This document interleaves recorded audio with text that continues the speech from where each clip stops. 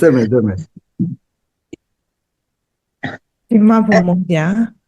အခမ်းအနားစီစဉ်900 Day 13 OGM BAB2 and Live Demo Lecture on အာစီဝနဘတ်ကျော်အတွက်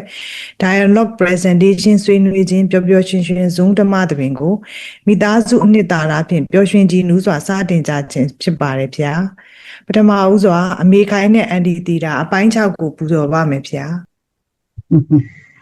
ကြစမယ်ဒီမှာဗျာညီမလေးခင်သေးတာရေဒါလည်းpresentation လာညီမရေစင်းနေပါမမကြီးမင်္ဂလာနံနက်ခင်းမှာဆရာတော်ခင်ဗျာမင်္ဂလာနံနက်ခင်းမှာကိုကြီးအမိသားစုများနေ The Voice of the Page မှာဓမ္မမိတ်ဆွေများရှင်ကျေးဇူးရှင်ဆရာတော်ဘုရားကို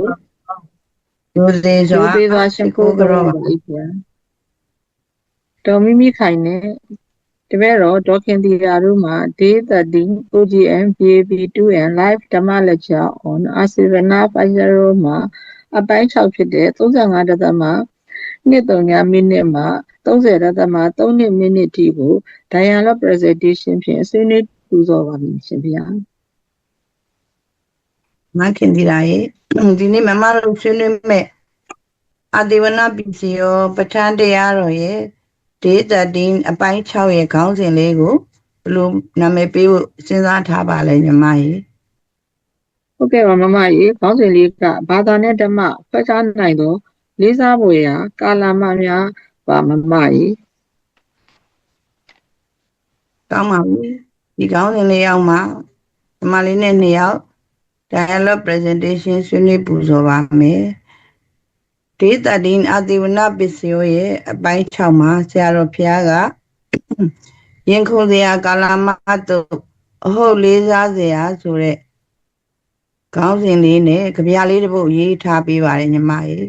ကြပြလေးကိုပူဇော်ပါမယ်လောဘဒေါသထိုမောဟလွှမ်းညလူစိတ်ဝေ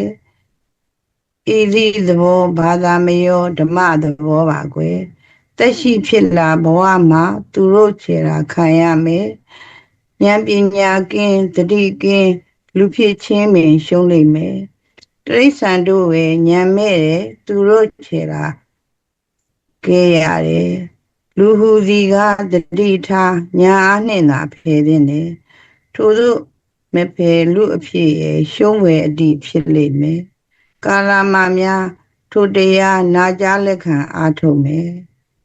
အဲ့ဒီလိုပူဇော်ထားပါတယ်ညီမလေးကဆက်ပြီးတော့ရှင်းပြပါနော်ဟုတ်ကဲ့ပါမမကြီးဒီကြပြရဲ့အပေါ်နှစ်ကြောင်းကိုမမရင်နဲ့မမဆန်တို့ကအတိုင်းသားမှာရှင်းလင်းပူဇော်ပြီးသူတို့ညီမလေးကဆက်ပြီးတော့ပူဇော်ပါရှင်တက်ရှိဖြစ်လာဘဝမှာသူတို့ခြေရာခံရမယ်ဉာဏ်ပညာကင်းတတိကင်းလူဖြစ်ချင်းမင်းရှုံးနေမယ်တက်ရှိဖြစ်လာလို့တော့လောဘဒေါသမောဟကိလေသာတွေရဲ့ဉာဏ်ပညာကိလေသာတွေရဲ့ခြေလေခြင်းကိုခံရမှာပါပဲဉာဏ်ပညာလည်းကင်းသေးတယ်သတိကလည်းကင်းသေးတယ်ဉာဏ်လည်းကင်းသွားပြီသတိလည်းကင်းသွားပြီဆိုလို့ရှိရင်တော့အတိဉာဏ်ပညာကမပါတော့ပါဘူးဒီလိုဆိုရင်အဲ့ဒီလူကအများထွက်เสียဘာတစ်ခုမှမရှိဘူးရှုံးသွားပြီဒါကြောင့်သတိထားရမယ်သတိထားရပါမယ်သိပ္ပံပညာရှင်တွေလေ့လာတာက the nervous system just waiting for you the attention you are breathe mindfully nervous system ကသတိလေးဘယ်ခါများလုပ်မလဲလို့စောင့်ကြည့်နေပါတယ်မမကြီးဟုတ်ပါတယ်ညီမလေးသတိနဲ့စောင့်ကြည့်ရမယ်ဆိုတာမသိကြတော့စောင့်မကြည့်တတ်ခဲ့ပါဒါကြောင့်မလို့ခန္ဓာကိုယ်မှာယောဂပေါင်းစုံရဲ့တစ်ခုပြီးတစ်ခုနှိမ့်ဆက်တာကိုခံကြရပါတယ်ဒါကြောင့်ဗုဒ္ဓဘာသာဝင်လုံနေုံနဲ့မပြီးသေးပါတတိနဲ့စောင့်ကြည့်တတ်ရပါမယ်ဝင်သက်ထွက်သက်လေးကိုတတိနဲ့စောင့်ကြည့်တဲ့အလုပ်ကိုလုပ်ရင် within 60 second anxiety is deleted ဆိုပြီးတော့စက္ကန့်60အတွင်းမှာကိုယ်မှာဖြစ်နေတဲ့စိုးရိမ်ပူပန်မှုတွေကိုရော့ကျစေပါတယ်ဒါရော့ကျစေတယ်ဆိုတာသိပ္ပံပညာရှင်တွေကတွေ့ရှိချက်တွေကိုသိရသလိုကိုယ့်ရဲ့အုံနောက်အာရုံကြောစနစ် nervous system လေးကလည်းကိုယ်ပဲအချိန်များတတိကစောင့်ကြည့်မလဲဆိုတာ အမြဲဆောင်နေတယ်လို့သိရတော့ရင်တွေခုန်တဲ့အထိစိတ်ဝင်စားလာပါတယ်အဲ့ဒီလိုစောင့်မကြည့်ဘူးခဲ့လို့အသက်50ကျော်အရွယ်ရောက်လာတဲ့ချိန်တွေကြတော့ယောဂတွေကစိုးနေအောင်ဖြစ်ကြပြီးဉာဏ်ပညာကင်းတတိကင်းလူဖြစ်ချင်းပင်ရှုံးလိမ့်မယ်ဆိုတဲ့အတိုင်းပါပဲညီမကြီး ဟုတ်ကဲ့ပါမမကြီးတိရစ္ဆာန်တို့မယ်တိရစ္ဆာန်တို့ပဲညံမဲ့တယ်သူတို့ချေလာခံရတယ်တိရစ္ဆာန်တွေကြတော့ညံကမဲ့သွားပြီသူတို့မှာ extending knowledge မရှိဘူး 40% smart part မရှိဘူးအဲ့ဒီမရှိတဲ့အခါကျတော့ထပ်ပြီးတော့ချက်ထွင်စဉ်းစားတဲ့ဉာဏ်ရည်ဉာဏ်သွေးလည်းမရှိတော့ပါဘူးတိရစ္ဆာန်တွေဟာကိလေသာတွေရဲ့ချဲလေခြင်းကိုခံလိုက်ရတာပါပဲမမကြီးမမကစက်ပူတော်ပေးပါအောင်နော်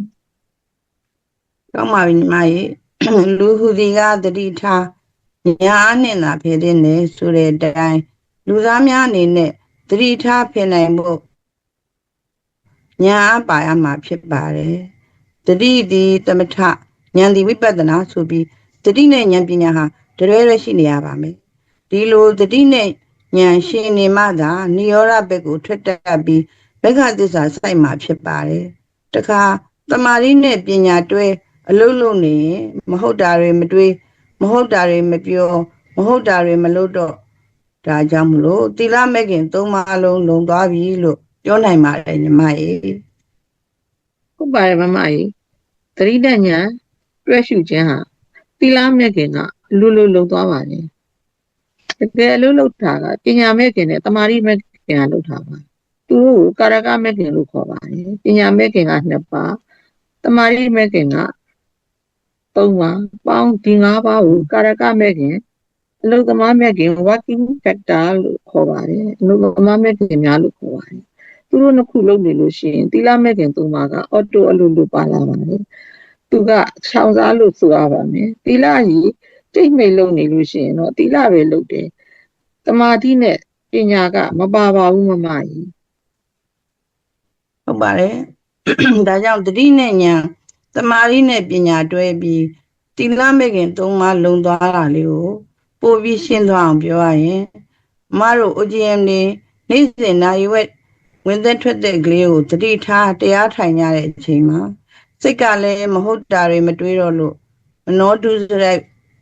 မဖြစ်တော့ဘဲနဲ့မနောကံသီလလုံးပါတယ်ပါဇက်ကလည်းမဟုတ်တာတွေမပြောတဲ့အတွက်ဝစီတုစရိုက်မလွတ်တော့ပဲဝစီကံသီလလုံးပါတယ်ခန္ဓာကိုယ်ကလည်းမဟုတ်တာမလွတ်တော့တာမို့ကာယကံသီလလုံးပြီးသီလမဲ့ခင်သုံးပါးလုံးလုံသွားတာဖြစ်ပါတယ်ညီမကြီး ဟုတ်ကဲ့ပါမမကြီးညီမလေးကစက်ပူတော့ပါမယ်လူဟူဒီကတတိထားညာအားနဲ့သာဖယ်ရမယ်အဲ့ဒါကလူကတတိထားနေရမယ်ဘာဖြစ်နေတာလဲသူဟာတတိထားနေရမယ်လူကတတိထားနေရမယ်ဘာဖြစ်နေတာလဲဒါဟာလုံးတင်လားမလုံးတင်ဘူးလားဟုတ်ရဲ့လားမဟုတ်ဘူးလားသူလုံးရင်တောင်မှငါလုံးတင်လို့ဒါတွေကိုစဉ်းစားပြီးသတိတွေထားရပါမယ်မမကြီး ဟုတ်ပါတယ်တို့စုမဖက်လူအဖြစ်ရဲ့ကျုံးွယ်တိဖြစ်လိမ့်မယ်ဆိုသလိုအသိဉာဏ်နဲ့ရှင်ပြီးမဖယ်ရှားတတ်ရင်လူဖြစ်နေပေမဲ့တတိဉာဏ်မပါရင်အမျက်မရှိအရှုံးကြီးရှုံးမှာဖြစ်ပါတယ်ဒီတရားတွေကိုကာလမတွေကြားပြီးလိုက်နာကြည်ညာအားထုတ်ခဲ့တာဖြစ်လို့ဆရာတော်ကကာလမများထိုတရားနာကြားလက်ခံအားထုတ်တယ်ဆိုပြီးကဗျာလေးကိုအဆုံးသတ်ထားတာပါညီမလေး ဟုတ်ပါတယ်မမကြီးပြီးခဲ့တဲ့ရှေ့အပတ်မှာတော့ပြောခဲ့တဲ့ဣမိဓမ္မဥဒလာဣမိဓမ္မအနာဝိဇ္ဇာဣမိဓမ္မဝိညုဂရဟိတာနံကလည်းမြတ်စွာဘုရားကကာလမရွာသားတွေကိုပြောဆိုဆုံးမခဲ့တဲ့အချက်တွေပါပဲဣမိဓမ္မကုသလာဒီတရားတွေဟာကုသိုလ်ဖြစ်တယ်ဣမိဓမ္မအနာဝိဇ္ဇာဒီတရားတွေဟာအပြစ်မရှိဘူးဣမိဓမ္မဝိညုဂရဟိတနာပညာရှိတွေမကဲ့ရဲ့ဘူးကုသိုလ်ဖြစ်တယ်အပြစ်မရှိဘူးပညာရှိတွေလည်းမကဲ့ရဲ့ဘူးလက်ခံကျင့်ကြံစ조사အားထုတ်ကြည့်တဲ့အခါမှာချမ်းသာခြင်းကောင်းကျိုးကိုဖြစ်စေတယ်ဒီတရားကိုဆိုရင်တော့ကာလမတို့ဘယ်သူမှမမေးနဲ့မင်းတို့ကိုယ်တိုင်သိတာမို့လက်ခံပေးပါလို့ မြတ်စွာဘုရားရှင်ကဟောကြားတော်မူပါတယ်မမကြီးပြီးတော့တို့ရဲ့ dialogue presentation presentation ဆုံး ပြီး သက် ပါ ပါ ပြီ ပြီဗျာ ကြတော့ဘုရားသက်ရှိချမ်းပါစိတ်ချမ်းသာပါစေ စိတ်ချမ်းသာ ဘာအနှုတ်သာသနာပြုနိုင်ပါ သာသနာ အာဒုအာဒု အဲ့ဒါမျိုးပြောတာကဲကိုယ်နောက်ထပ်တဲ့တွေ့ ဒီမှာဘုံဘုံဗျာကိုတန်းဦးနဲ့မတ်တော်တာအပိုင်းခုနှစ်ကိုပူဇော်ပါမယ်ဗျာ ဒီမှာပြဘုံဘုံဖျား Data Team OGM BAB2 and Zoom Dhamma Lecture on Asavana Paseo December 19, 2025 မှာအပိုင်းခုနှစ်ကို ဒီနေ့ December 24, 2025 နေ့မှာတပည့်တော်မတ်တော်နဲ့တခါတည်းမှာ dialogue presentation လုပ်ပြီးတော့ပူဇော်ခွင့်ပြုပါဘုံဘုံဗျာ ကျေးဇူးစွာဘုံဘုံဟာယူသေးစွာ ပူဇော်တဲ့အခါတပ်ပြုကြပါပြီဗျာ ကျေးဇူးရှင်ဆရာတော်နဲ့တကွာ OGM မိသားစုဝင်များ The Voice of Dhamma ဓမ္မမိတ်ဆွေများအားလုံး ကောင်းသောမင်္ဂလာနဲ့ခင်ဗျာ လို့နှုတ်ဆက်တာပါ မတော်ရာကြီးကျွန်တော်တို့တင်ဆက်မယ်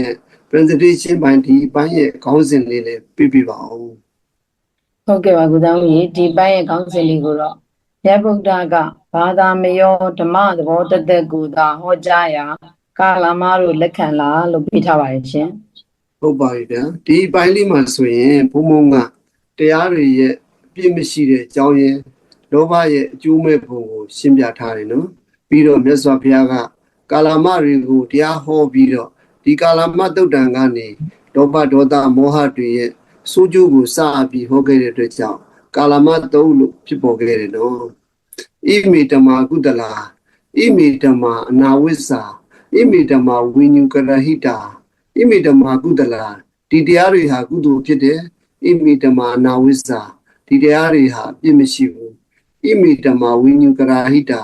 ပညာရှိတွေလည်းမကဲ့ရဲ့ဘူးတဲ့ဒီတရားတွေကိုကျင့်ကြံနေထိုင်ရင်ကုသိုလ်ဖြစ်တယ်အပြည့်မရှိဘူး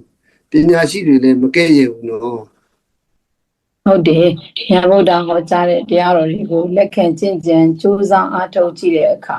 အဂါလိကအခုံတော်အတိုင်းချက်ချင်းကိုချမ်းသာခြင်းကောင်းကျိုးကိုဖြစ်စေတယ်နော်အဲဒါကြောင့်ဘုရားကတရားဆိုရင်တော့တကယ်ကျင့်ကြံနေထိုင်ရင်တကယ်ချမ်းသာလာမှုဘယ်သူမှမမေးနဲ့အဲ့ဒီတိုင်းသာဆိုမင်းတို့လက်ခံနေတော့မင်းတို့ကိုယ်တိုင်သိစီအောင်မလို့ဆိုပြီးတော့ဒီစကားပြောခဲ့တယ်တဲ့ အဲ့ဒီမပြောခင်မှာအခုလိုလောဘဒေါသမောဟဆိုတဲ့အကုသိုလ်အကြောင်းဘုံဘုံကရှေ့တော်ကလည်းပြောပြလို့လောဘဒေါသမောဟတွေအကြောင်းတော့သိပြီပေါ့နော်ဒီမှာပါဠိတော်တွေရဲ့မူလအစစ်မြစ်ကိုကြည့်မယ်ဆိုရင်နံပါတ်1ကအကုသိုလ်အကြောင်းတရား3ပါးကိုလက်တွေ့ရှင်းပြခြင်းနဲ့မြတ်ဗုဒ္ဓကကာလမတွေနဲ့အတိုင်ဖောက်ညီကသင်ပြနေတာဆရာတစ်ပည့်ရင်းမြပမာလို့မျက်စိနဲ့ပြင်းပြင်းကြည့်နေအောင်ကြည်နူးစရာလေးဖြစ်နေပါနော်ဘာဖြစ်လို့လဲဆိုတော့မြတ်ဗုဒ္ဓကလည်း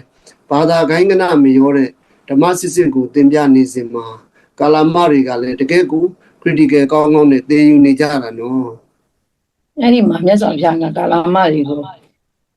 တန်ကိညထကာလမလောဘောပုရိတတအစ္ဆတံဥပ္ပစ္စမာနောဥပ္ပစ္စတိဟိတာယဝါအဟိတာယဝါတဲ့ အေးကာလမတို့လောဘနော်လောဘများလူတရားရဲ့တဏ္ဍာမှာဖြစ်ပြီဆိုလို့ရှိရင်တဲ့အဲ့ဒီလောဘကဟိတာယအကျိုးဖြစ်မလားအကျိုးမဲ့မလားလို့မြတ်ဗုဒ္ဓကကာလမတွေကိုမေးတဲ့အခါမှာ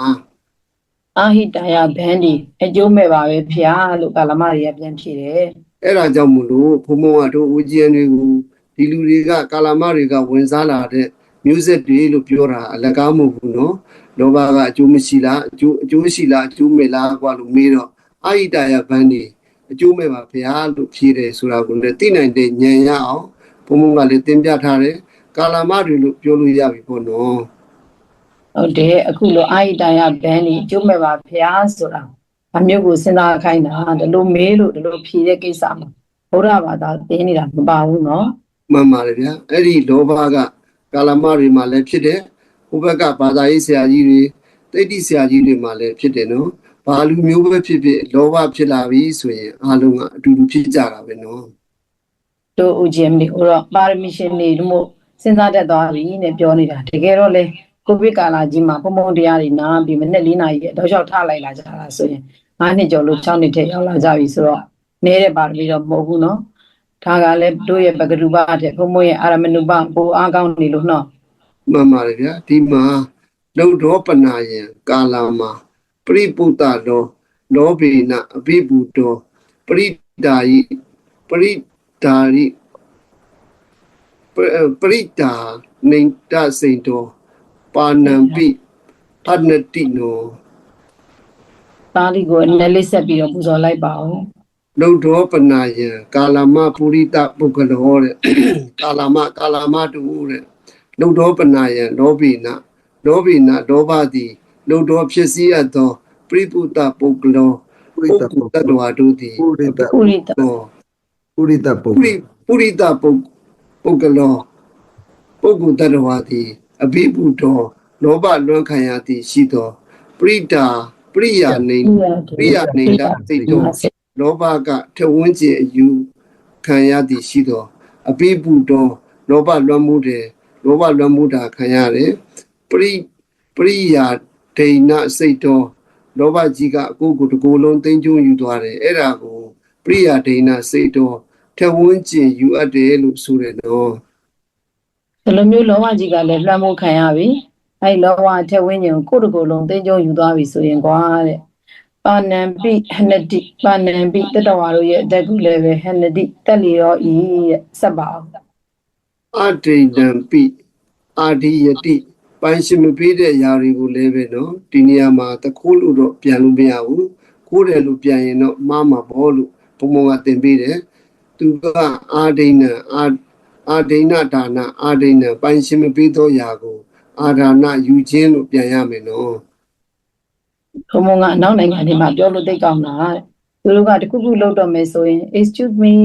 me ဆိုပြီးတော့ခဏလေးတတိထားဒါလေးသုံးညင်လို့ဆိုတာမျိုးပြောတယ်ဒီလိုမျိုးခွင့်တောင်းကြတယ်ပေါ့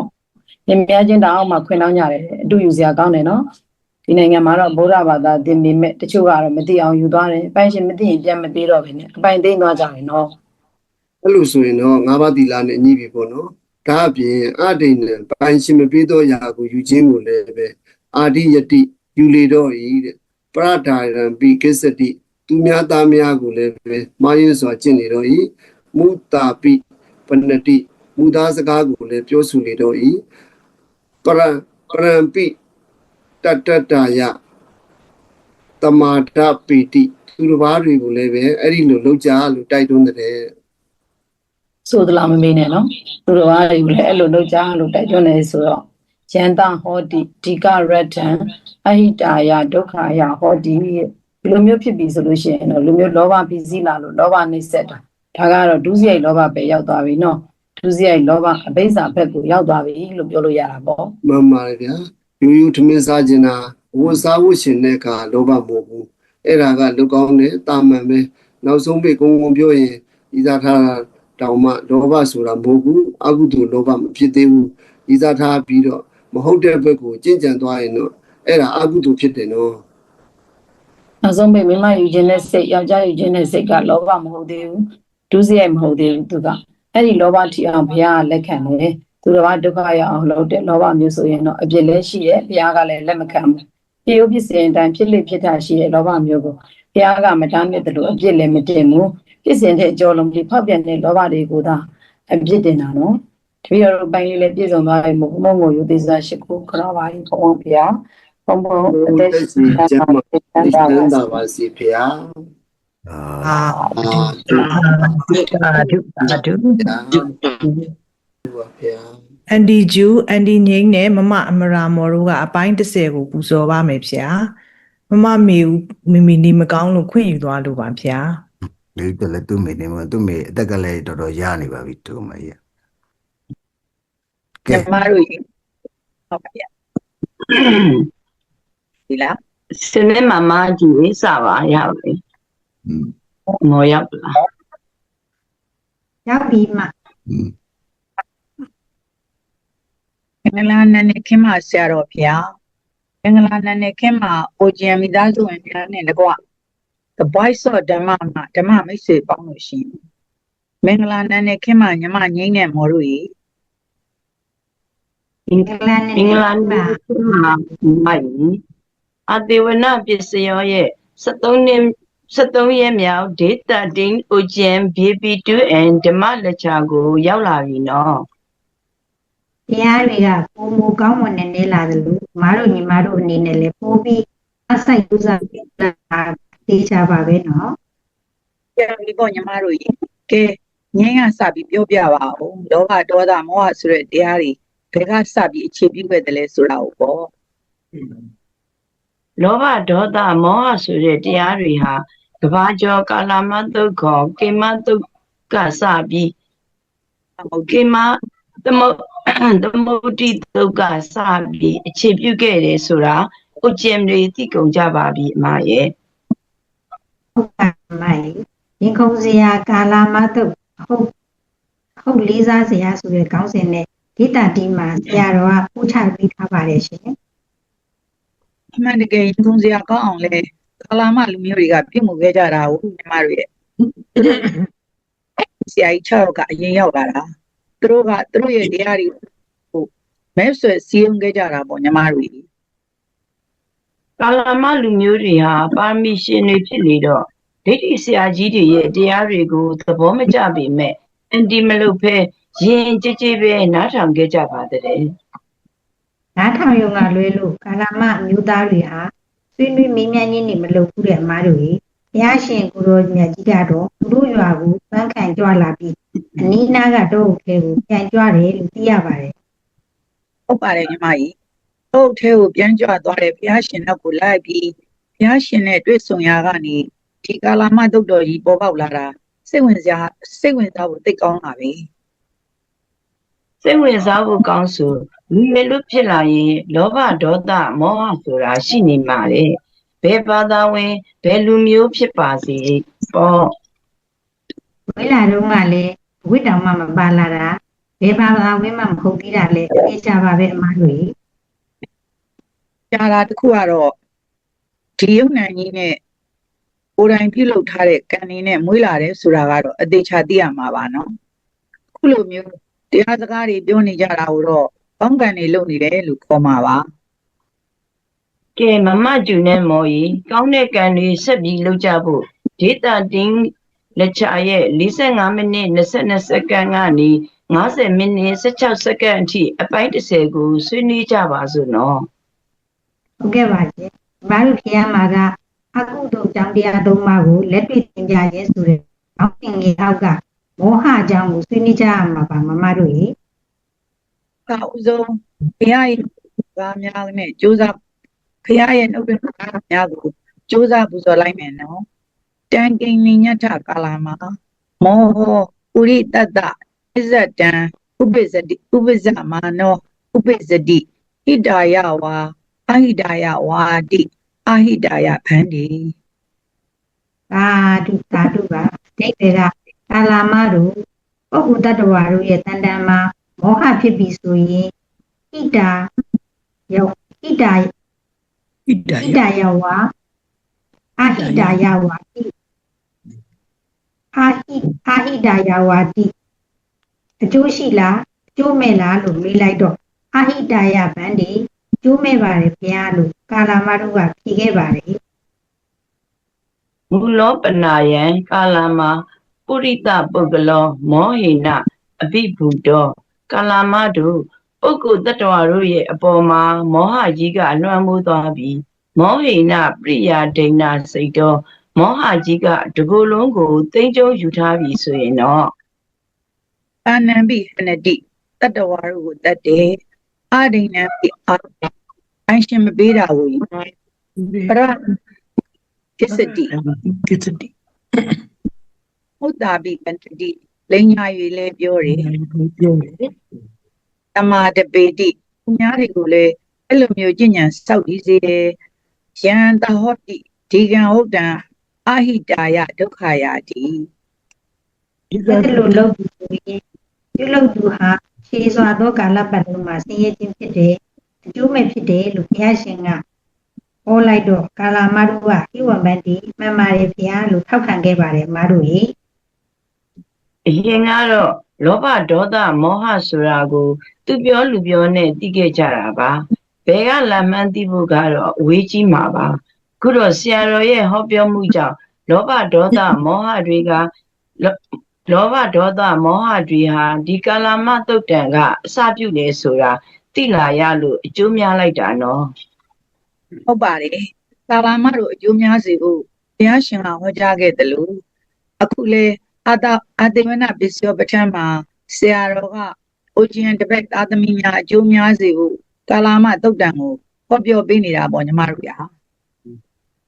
ဖျားရှင်ကဆက်လက်ပြီးတော့တိုင်ကိမညထကာလမှာ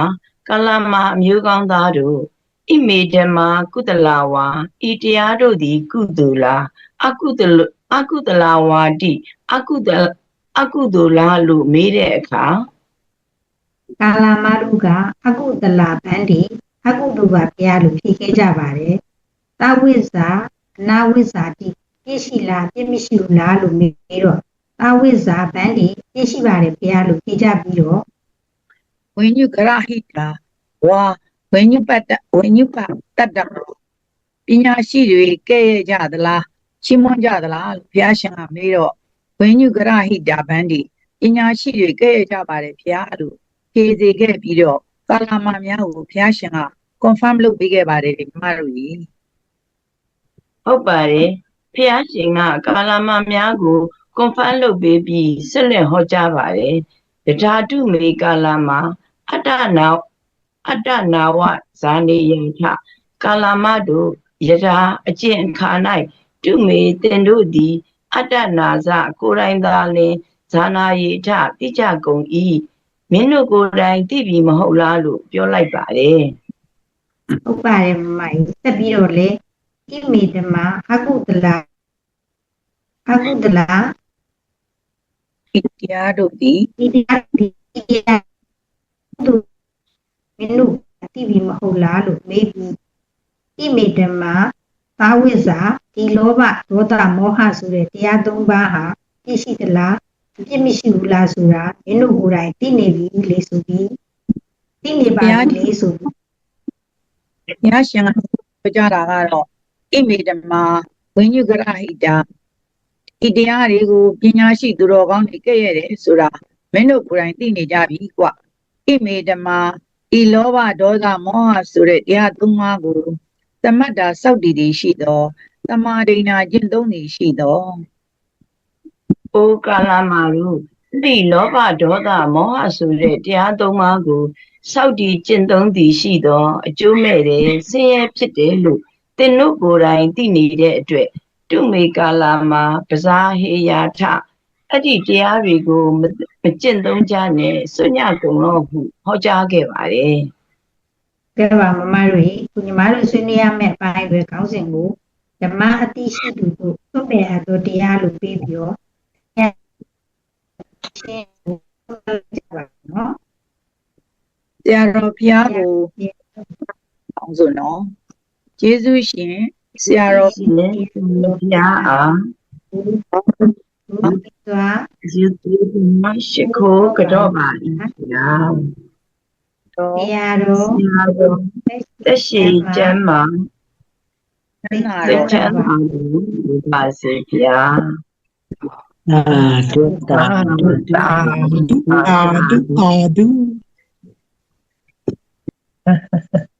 ကဲနော်တဲ့ အာဒုတာတို့ပါဗျာအန်ဒီစုနဲ့မမချိုအပိုင်း6ကိုပူဇော်ပါမယ်ဗျာ ချူရင်အစင်းနေမလား ဟုတ်ကဲ့ပါဒီစုအစင်သင့်ပါပဲ စလိုက်တော့မယ်နော်ကောင်းသောမင်္ဂလာနံနက်ခင်းပါဗျာဆရာတော်အားယုတိဆွမ်းရှိခိုးကြောပါသည်ဗျာမင်္ဂလာပါ OGM မိသားစုဝင်များနှင့် The Voice of Dhamma Page မှာဓမ္မမိတ်ဆွေများရှင် Day 13 19 December 2025 OGM BAP2 and Live Dhamma Lecture on Adevana Pisyo of Basic Apply Patana to Nibbana Dialogue Presentation ဖြစ်အပိုင်း6 25မိနစ် 20စက္ကန့်မှ30မိနစ်32စက္ကန့်အထိ9မိနစ်စာကိုတပည့်တော်မခင်စုနှင့်မချိုလိုက်တို့မှပူဇော်ခွင့်ပြုပါဗျာတပည့်တော်တို့ရွေးထားတဲ့ခေါင်းစဉ်မှာတတိနှင့်ဉာဏ်တွဲမှသာနိရောဓကိုဆက်ရောက်မှာဖြစ်ပါသည်ဗျာချိုရေးခုတစ်ပတ်အပိုင်း6အကြောင်းလေးပြောပြပါဦး ဟုတ်ကဲ့ပါအန်ဒီစုဒီတစ်ပတ်ဖုံဖုံကလူဖြစ်ပေမဲ့သတိနဲ့ဉာဏ်ပညာမပါရင်လူဖြစ်ရှုံးမယ်ဆိုတဲ့အကြောင်းကိုရှင်းပြထားတာဖြစ်ပါတယ်အန်ဒီစုရေ ဟုတ်ပါတယ်ကိုချင်းမိသားစုတွေကမြို့ပေါ်မှာနေပြီးတော့တော်ရဲမှာတရားတွေကျင့်သုံးမိနေတဲ့ဆရာတော်ဟောပြောတာတွေကိုခင်မိစွာနာကြားနေရတဲ့ကံကအလွန်ကိုထူးပါတယ်ဒီတစ်ပတ်ပြောရမယ့်အပိုင်းမှာဆရာတော်ဆက်ဆိုထားတဲ့ကြပြလေးကတက်ရှိဖြစ်လာဘဝမှာသူတို့ခြေရာခံရမယ်ဉာဏ်ပညာကင်းတတိကင်းလူဖြစ်ချင်းပင်ရှုံးလိမ့်မယ်တဲ့ ဟုတ်တယ်အန်ဒီစုရေတက်ရှိဖြစ်လာရင်သူတို့ခြေတာခံရမှာပဲမခံကျင်လို့မရဘူးဒီပြားဖွင့်တဲ့အခါမှာတော့အဲ့ဒီခြေလေတဲ့တံကိုမခံစားရအောင်နေနည်းကိုသင်ပေးတာဖြစ်တယ်ဉာဏ်ကလည်းကင်းသေးတယ်တတိကလည်းကင်းသွားပြီဆိုရင်တော့လူဖြစ်ရတဲ့ဘဝမှာဘလို့မှအမျက်ထွက်စရာမရှိတော့ဘူးပေါ့ ဟုတ်ပါတယ်တတိဉာဏ်ပညာမပါဘူးဆိုရင်အမြတ်ထွက်စရာဘာတစ်ခုမှမရှိတော့ဘူးရှုံးမယ်လေအဲ့ဒါကြောင့်ဆရာတော်ကတတိထားရမယ်ဆိုတာကိုထပ်ခါပြောပေးနေတာပေါ့သိပ္ပံပညာရှင်တွေတွေးရှိချက်ကဘယ်လောက်ကျက်တရေရှိသလဲဆိုရင် your nervous system just waiting for you to pay attention your breath mindfully we when that ထွက်တဲ့လေးကိုတတိနဲ့ပဲခါများစောင့်ကြည့်လိမ့်မလဲလို့ nervous system ကစောင့်နေပါတယ်ဒါပေမဲ့သူတို့ကတတိနဲ့မကြည့်ဘူးလေတွန်း ဟု လိုက် တ်တယ်အန်ဒီစုရေမကြည့်တော့ဘာဖြစ်လာလဲဆိုရင်ယောဂဗျာဘောင်းစုံတွေကတောက်လျှောက်နှိမ့်ဆက်လာတာအဲ့တော့ဗုဒ္ဓဘာသာဖြစ်ုံနဲ့ပြီးပြီလားဆိုတော့မပြီးသေးပါဘူးစောင့်ကြည့်တဲ့လူကို nervous system ကိုယ့်ရဲ့ဥနောက်အာရုံကြောစနစ်လေးကစောင့်နေတယ်အဲ့ဒီလိုစောင့်မှသာ within 60 minutes anxiety can be delete စက္ကန့်60အတွင်းမှာ anxiety ကို delete လုပ်ပစ်တယ်ဆိုတော့ဘုံဘုံကဒါကိုအရင်စိတ်ဝင်စားဖို့ကောင်းတယ်ရင်ခုန်ဖို့ကောင်းတယ်နှလုံးခုန်ဖို့ကောင်းတယ်လို့ပြောတယ်တရားဆိုတာဒါမျိုးတွေပြောတာလို့ဆိုပါတယ်အန်ဒီစုရေ ဟုတ်ပါတယ် nervous system ကစောင့်နေလို့စောင့်နေမှမသိတတိပြန်ထားပေးရမှန်းလည်းမသိအဲ့ဒီတော့ဘာဖြစ်လာတယ်လဲဆိုရင်ယောဂတွေအကုန်ဆင့်ဖြစ်တော့တာပေါ့50ကျော်ဆိုပိုတောင်ဆိုးလာတယ်ဟိုကဖြစ်လိုက်ဒီကဖြစ်လိုက်အကုန်ဖြစ်တာပေါ့ ဟုတ်တယ်အန်ဒီစုရေဒါကြောင့်ဘုံမောကကြပြလေးကိုဆက်ဆိုထားတယ်ဉာဏ်ပညာကင်းတတိကင်းလူဖြစ်ချင်းပင်ရှုံးနေမယ်တိရစ္ဆာန်တို့ရဲ့ဉာဏ်မဲ့တယ်သူတို့ခြေလာခံရတယ်ဆိုပြီးပြောထားတယ်တိရစ္ဆာန်ဆိုတော့ဉာဏ်မဲ့သွားတယ်လေသူတို့က extended မရှိဘူး 40% smart မရှိဘူးမရှိတော့ထပ်ပြီးချက်ထွေစဉ်းစားနေတဲ့ဉာဏ်ရည်ဉာဏ်သွေးမရှိဘူးအဲ့တော့တိရစ္ဆာန်တွေကကိလေသာတွေခြေသမျှကိုခံရတာပေါ့အန်ဒီစုရေ ဟုတ်ပါတယ်ဒါကိုဆရာတော်ကဆက်ပြီးရှင်းပြထားပါသေးတယ်လူဟူဒီကတတိထားညာအားနှင့်သာဖယ်တဲ့တယ်လူစစ်ဆိုရင်တတိထားပါတတိနဲ့ဖယ်လို့ရပြီလားဆိုတော့မရသေးဘူးညာအားပါမှရမယ်လို့ဆိုထားပါတယ်ဒါကြောင့်တတိဒီသမထဉာဏ်ဒီဝိပဿနာအဲ့ဒီနှစ်ခုတွဲတဲ့နေရမယ်အဲ့ဒါမှနိရောဓသစ္စာကိုထွက်မယ်တတိနဲ့ဉာဏ်တွဲမှသာမေဃသစ္စာထိုက်တယ်သမာဓိနဲ့ပညာတွဲထားတာ ဟုတ်တယ်အန်ဒီစုရေတမာတိနဲ့ပညာတွဲထားပြီးအလုပ်လုပ်ရင်မဟုတ်တာတွေမလုပ်တော့ဘူးမဟုတ်တာတွေလည်းမပြောတော့ဘူးမဟုတ်တာတွေလည်းမတွေးတော့ဘူးသီလကလုံသွားတယ်လေသတိဉာဏ်နဲ့တွဲပြီးစောင့်ရှုနေခြင်းကသီလမဲ့ခင်ကိုလုံသွားတယ်တကယ်အလုပ်လုပ်တာကတော့ပညာမဲ့ခင်နဲ့တမာတိမဲ့ခင်ဒါကြောင့်သူတို့ကိုကာရကမဲ့ခင်လို့ခေါ်တယ်အန်ဒီစုရေ ဟုတ်ပါတယ်ပညာမဲ့ခင်က2ပါးသမာဓိမဲ့ခင်3ပါးဒီမဲ့ခင်5ခုကိုအလုတ္တမမဲ့ခင်လို့ခေါ်ပါတယ်ပညာမဲ့ခင်နဲ့သမာဓိမဲ့ခင်2ခုလုံးနေရင်သီလမဲ့ခင်3ပါးက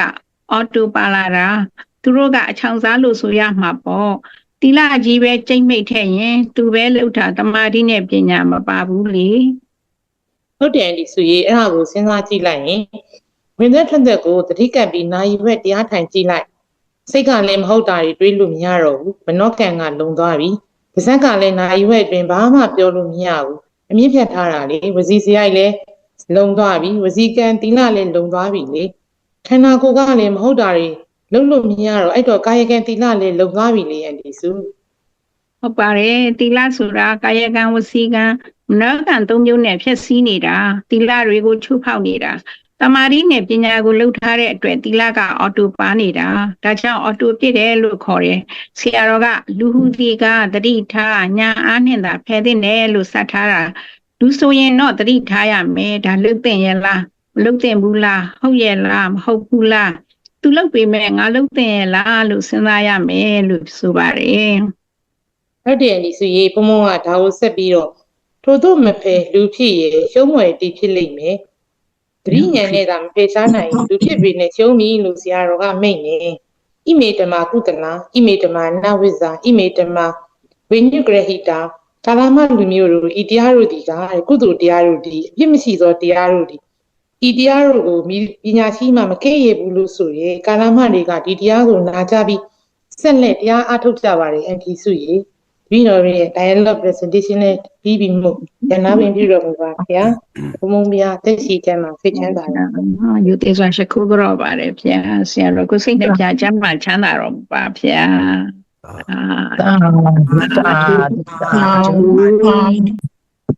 နောက်တော့မဆန်တီနဲ့မနန်းခမ်းမွန်တို့အပိုင်းသင်းကိုပူဇော်ပါမယ်ဗျာမချောစုအရေးပေါ်ခီးသွားလိုက်ရလို့ပါဗျာ ဟုတ်ပြီ ခမွေစင်တင်မဲလား စင်တင်ပါမဆိုင် တားလိုက်ကြမယ် စက် နော် စက်ကြီးကမချောစုလိုက်နေမှာကြိုက်တာသူတို့ညောက်ကအတန်အေးသမားဆိုအေး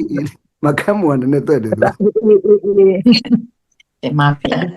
ချမချောစုလိုက်လည်းအတန်အေးအေးတယ်သူတို့ညောက်ကလေအေးသမားချင်းတဲ့တယ်သူ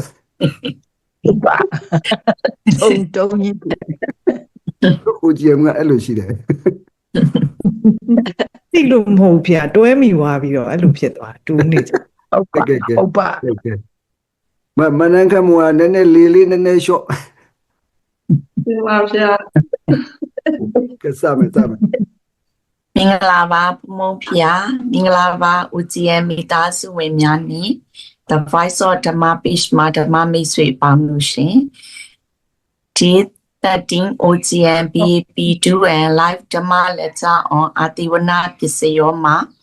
10 minutes 10 second မှာ15 minutes 17 second အထိအပိုင်း3ကိုတပည့်တော်အစစအထိနေမနက်ခမ်းမွန်တို့က dialogue presentation ပြေပူဇော်ပါမယ်ဘုံဘုံဖျာအမွေဒီတပတ် day 13 lecture လေးမှာအာတိဝနာပစ္စယောရဲ့ခေါင်းစဉ်လေးကိုတော့ဘုံဘုံကလေရင်ခုန်စရာကာလာမတုတ်အဟုတ်လေးစားစရာဆိုပြီးတော့ပေးထားတယ်အမွေကဗျာလေးရဲ့ပထမစာကြောင်းလေးရတော့လေလောဘဒေါသထုံမောဟလွှမ်းကြလူစိတ်ဝဲဧတိတဘောဘာတာမယောဓမ္မတဘောပါကွယ်တဲ့ဒီလောဘဒေါသမောဟတွေဆိုတာလူစိတ်မှာလေအမြဲတမ်းရှိကြတယ်တဲ့အဲ့ဒီတဘောဟာတဲ့ဓမ္မတဘောပါပဲတဲ့ဒါဟာဘာသာနဲ့မရောဘူးတဲ့ရောလားမရောလားဆိုတာကိုကိုယ့်ဟာကိုယ်စဉ်းစားလို့ရပါတယ်တဲ့ဘာသာနဲ့မရောဘဲနဲ့ကိုယ်အုံနောက်နဲ့ကိုယ်စဉ်းစားလို့ရတယ်ဒါဘုံဘုံတင်ပြီးမှရမှာလားခမ်းမွန်ရေ ဟုတ်တယ်မဆိုင်အဲ့လိုတင်ပေးမယ်ဆရာပဲလူတာပါအဲ့လိုတင်ပေးလိုက်တဲ့အခါတတိကပ်ဖြစ်သွားတယ်တင်ပေးမဲ့သူမရှိတဲ့အခါကျတော့ကိုယ့်အကူဘာမှမသိဘူးအဲ့လိုကုသိုလ်ရတယ်ဆိုတာနဲ့ပဲပြီးသွားကြတာလေမဆိုင် ဟုတ်တယ်ခမ်းမွန်ရေဓမ္မသဘောကိုကြည့်တဲ့အခါကျတော့လူလောဘဆိုတာဓမ္မပဲဒေါသဆိုတာလည်းဓမ္မပဲမောဟဆိုတာလည်းဓမ္မပဲအဲ့တော့လေစိတ်စေတသိက်ရုပ်တွေမှန်သမျှတည်လေဓမ္မကြီးပဲ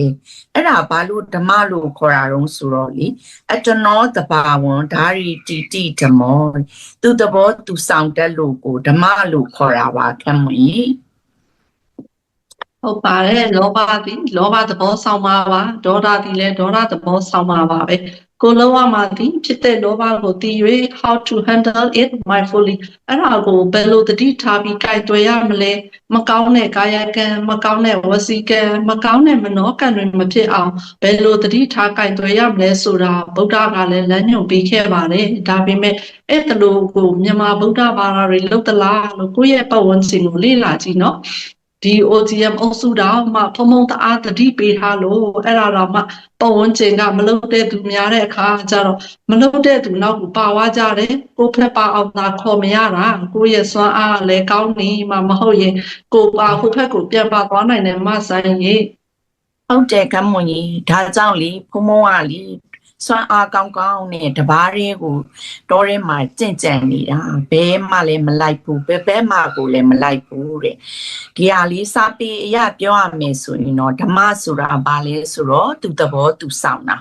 အဲ့တော့သူသဘောသူဆောင်တဲ့ဓမ္မကိုကြည့်လိုက်တော့ဒီလောဘကိုဆက်စဉ်းစားလိုက်ရင်မွတ်စလင်လုံနေလေအဲ့ဒီလောဘကမွတ်စလင်ဘိုက်ထဲမှာဖြစ်တဲ့လောဘကလေသူသဘောကိုသူဆောင်နေတာပဲကမ္မွန်ကြီးသူကဗုဒ္ဓဘာသာတော့မဟုတ်ဘူးဒါပေမဲ့ဓမ္မကို carry on လုပ်ထားတာ even a Muslim carry on this Dhamma he is not Buddhist but he carries on the Dhamma နိုင်ငံခြားမှာကျတော့ဖုံဖုံကအဲ့လိုပဲပြောတာတဲ့အဲ့တော့တကြွပြီးဖုံဖုံပြောတာလက်ခံကြတယ်လေ if you can deny if you can argue with me please မင်းတို့ဇော်ရကတဲ့အငင်းပွားခြင်းရင်ငါစီလာခဲ့ပါလို့ဖုံဖုံကလည်းပြောတာပေါ့မဆန်ဟုတ်တယ်ခမ်းမွန်ကြီးဒီလောဘကတော့မွတ်စလင်ဘိုက်ထဲမှာလည်းဖြစ်လေအဲ့လိုပဲနေမှာပဲလीအဲ့တော့ဖုံဖုံက okay even if you are Buddhist man ငါကဗုဒ္ဓဘာသာဘုန်းကြီးဖြစ်ဗုဒ္ဓဘာသာဘုန်းကြီးဘိုက်ထဲမှာဖြစ်တဲ့လောဘကလည်းသူ့သဘောသူဆောင်တာပဲမဟုတ်ဘူးလားအဲ့ဒီလောဘဆိုတဲ့ဓမ္မကဘုန်းကြီးမလို့မျက်နှာလိုက်ပြီးတော့ဒီလောဘလေးကချိုးစီတော့လို့ရှိသလားကွယ်သူဖြစ်လာရင်သူ့ဟာသူသဘောကိုသူဆောင်တာပဲခမ်းမွန်ရဲ့ Dhamma will never go bias bias ဆိုတာဘယ်လိုက်တာဓမ္မကဘယ်တော့မှဘယ်မလိုက်ဘူးတဲ့ it goes the same direction it tracks people in the same way ဓမ္မကလူတွေကိုတပုံစံနဲ့ပဲဆက်ဆံတာတဲ့မဆိုင်ရဲ့ဟုတ်တယ်ခမ်းမွန်ကြီးဒါကြောင့်လေတို့ရဲ့ဖုံဖုံကလွန်ခဲ့တဲ့နှစ်ပေါင်း20လောက်တည်းအဲ့ဒီအတိတွေကိုဖုံဖုံကဘိုက်ထဲမှာထည့်ပြီးတော့တော်ပဲရှင်းတန်ခဲ့တာခုချိန်မှာတော့ကွက်တီဖြစ်သွားပြီခမ်းမွန်ကြီးဒီအတိုင်းမှမဟုတ်ရင်တော့ဖုံဖုံကလည်းလက်မခံဘူးဒီအတိုင်းမဟုတ်ရင်ပြောမှာမဟုတ်ဘူးတဲ့ဖုံဖုံကပြောတယ်ဒီအတိုင်းပဲဖြစ်ရမယ်အဲ့တော့ဖုံကြီးဖြစ်လို့လားဖုံကြီးဆိုပြီးတော့ကောမျက်နှာလိုက်လို့မျက်နှာလိုက်သလားဆိုတော့လေအဲ့လိုလည်းမဟုတ်ပါဘူးเนาะသူသဘောကိုသူစောင့်နေတာပဲเนาะဟုတ်ပါတယ်ဗုဒ္ဓဘုရားကကာလမတွေကိုအဲ့အတိုင်းဟောခဲ့တာတဲ့ကာလမတွေကလည်းတခြားဘာသာတွေသူတို့ကိုတရားလာဟောပေးမယ်လို့နားထောင်ထားတယ်လက်တော့မခံဘူးတဲ့အခုတို့ OGM တွေကလည်းကာလမတွေရဲ့အဆက်လို့ဖုံဖုံကပြောတာကာလမတွေကဉာဏ်ကြီးရှင်နေပါမီရှင်နေလို့ပြောလို့ရတာပေါ့နော်မာဆန်ဟုတ်တယ်ခမ်းမွန်ကြီးRichard Dawkins တို့ဆိုတာလေသူတို့လာပြောရင်လက်မခံဘူးတဲ့ဒါမဲ့ဘုံဘုံပြောတဲ့ဓမ္မကိုကြတော့သူတို့ကလက်ခံလို့ရတယ်တကယ်လဲလက်ခံရမှာကဗုဒ္ဓဆင်ကိုလက်ခံရမှာလားဓမ္မကိုလက်ခံရမှာလား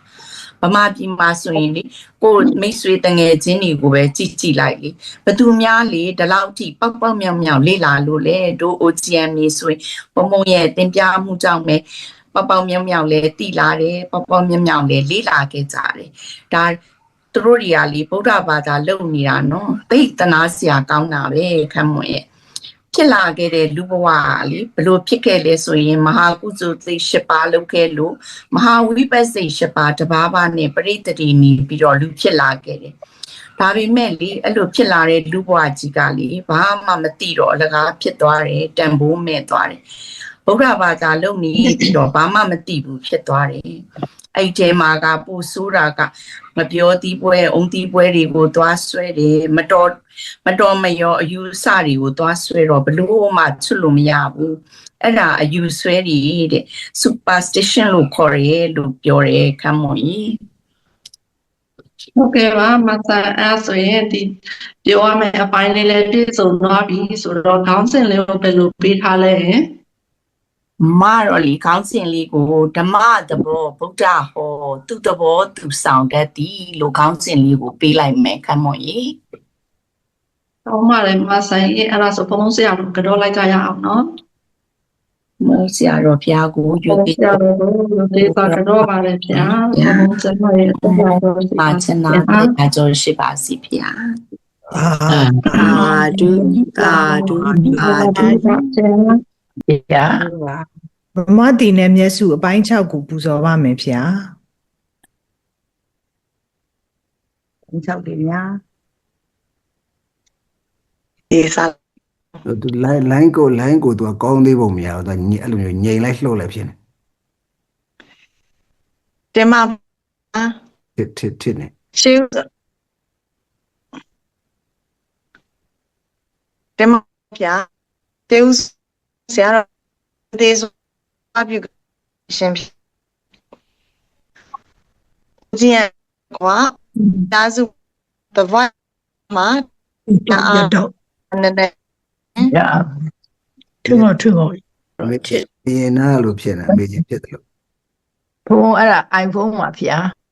ဟုတ်လားတော့လို့ဆိုပြစ်လိုက်ဒီဘက်ပြစ်လိုက် ကျင်မှာဖြစ် ရတယ်အခုနောက်ပုံမဲ့ဖုန်းနဲ့ trade in လုပ်မယ် trade in လုပ်မယ်ရတယ် ဟုတ်ကောင်းကြလား ဟမ် ပြတ်တော့ပြတ်တော့ ပြတ်နေမကြားရမို့ပြတ် တော့ပြတ်တယ်ပြတ် တောင်းဖြစ်ဟုတ်တယ် အဗျာ ရတယ်ပြောတာပြောပါသူပြတ်ဆက်ချင် ပြတ်တယ်ပြောရပါတယ်သမီး ရတယ်ပြော ဒီလည်းပြော ရှာပုံဟာအရဝပိုင်ညာဇီယညာမပြမြမင်္ဂလာရှင်ရှင်24,7 drinks did and be alive on everyone time present to be then chào du đi theo nên ta nghe vụ